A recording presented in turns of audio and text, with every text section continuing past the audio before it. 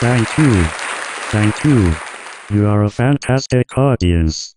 If you are going to have sex with a vacuum cleaner, then make sure it is a Dyson. The DC-54 can suck harder than Liberace on speed. But man, stay away from old Hoovers.